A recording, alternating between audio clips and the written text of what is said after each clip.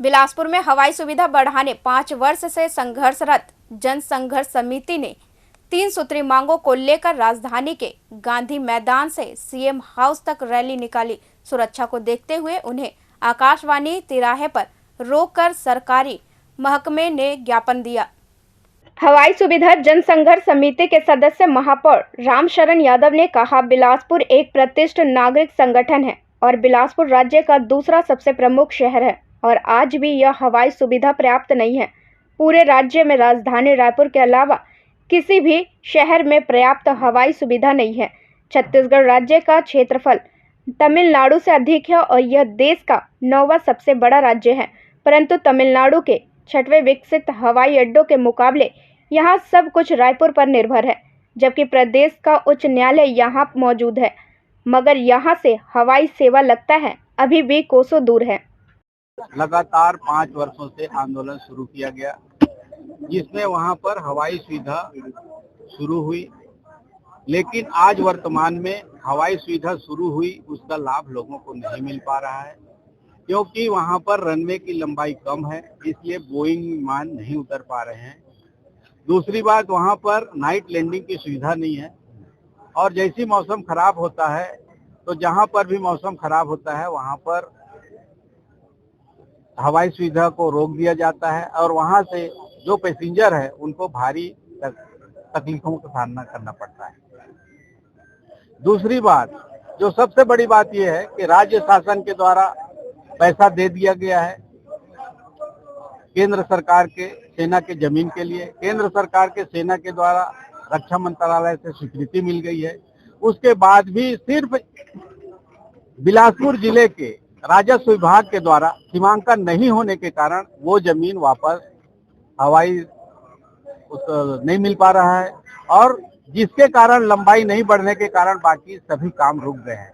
कोई चीज को अगर 1 बार 2 बार 3 बार बोला जाए तो समझ में आता है।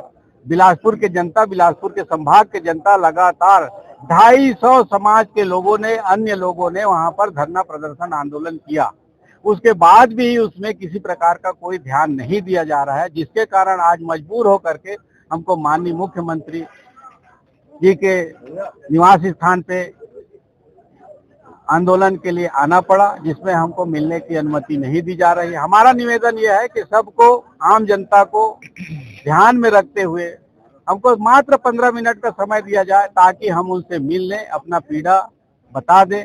बिलासपुर में आप भी जानते हैं 26 अक्टूबर 2019 को हवाई सुविधा और एयरपोर्ट के विस्तार के लिए आंदोलन शुरू हुआ। इस 5 साल में एक बड़ा एयरपोर्ट बन के तैयार हो जाता। झारसुगड़ा हम लोगों ने देखा है 3 साल में बन के तैयार हुआ, लेकिन अभी 5 साल में हमारी उपलब्धि क्या है?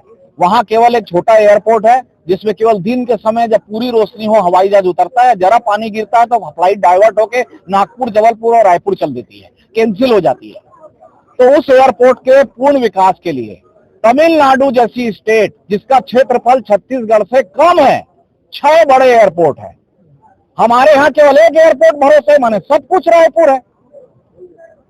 बिलासपुर अगर एयरपोर्ट बनेगा तो छत्तीसगढ़ के 14 जिले और मध्य प्रदेश के भी 4 जिले के लिए सबसे नजदीकी होगा। आज की स्थिति में वहां पर 287 एकड़ जमीन सेना से वापस होनी है।